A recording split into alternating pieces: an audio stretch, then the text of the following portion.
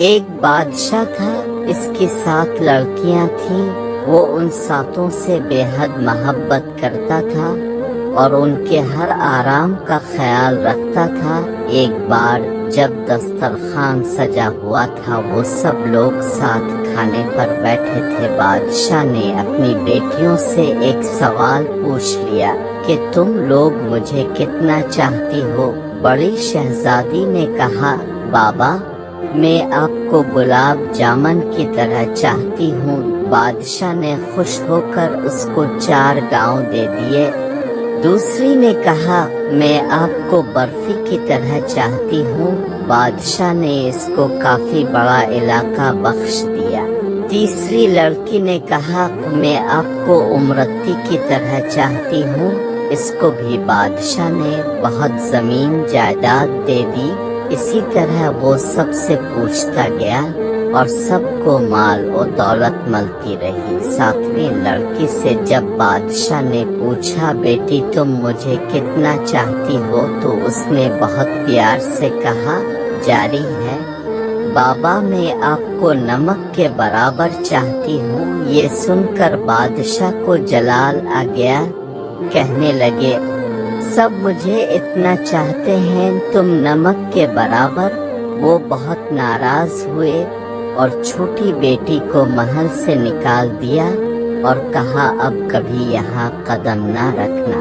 وہ جنگل کی طرف چلی گئی اور پتوں اور لکڑیوں کو ملا کر ایک جھونپڑی بنا کر وہاں رہنے لگی۔ بھوک لگتی تو پھل کھا لیتی، سوکھے پتوں کا بستر بنا کر سو جاتی۔ ایک دن جب وہ سو کر اٹھی تو دیکھا کہ رنگ برنگی چڑیوں کے پر ہر طرف بکھرے پڑے ہیں۔ اس نے ان پروں کو جمع کیا اور ایک چھوٹی سی پنکھا بنا لی، چھوٹا پنکھا جو ہاتھ سے جھل سکتے ہیں، اور گرمی میں اسی پنکھا سے ہوا کر لیتی تھی۔ پھر دوسرے دن اس کو اور پر مل گئے۔ اس نے بہت سارے پر اکٹھا کیے اور کئی پنکھا بنا لے اور جنگل کے کنارے سڑک کے پاس جا کر بیٹھ گئی، اپنا چہرہ چادر سے ڈھانپ لیا۔ لوگ آتے گئے اور پنکھیاں خریدتے گئے۔ اتنی خوبصورت پنکھا انہوں نے کبھی نہیں دیکھا تھا۔ اب تو بھیڑ سی لگی رہتی۔ ایک بار شہزادے کا ادھر سے گزر ہوا، اس نے اتنے خوبصورت پنکھے کبھی نہیں دیکھے تھے، سارے خرید لیے۔ پھر شہزادی سے پوچھا، تم کون ہو؟ اس نے کوئی جواب نہیں دیا۔ اس کے خوبصورت ہاتھ بتا رہے تھے کہ اس نے کبھی کام نہیں کیا تھا، پنکھا بنانے میں اس کی انگلیاں زخمی تھیں۔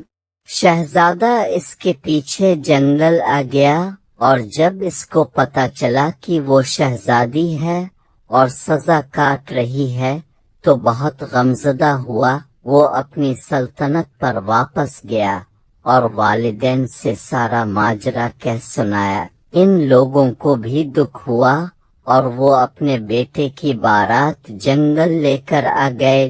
دونوں کی شادی ہو گئی، مگر شہزادی اپنے والد کو بہت یاد کرتی تھی، وہ خوش نہیں رہتی تھی۔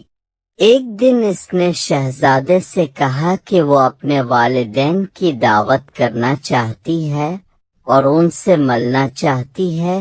شہزادے نے زبردست دعوت کا انتظام کیا اور بادشاہ کو دعوت دی۔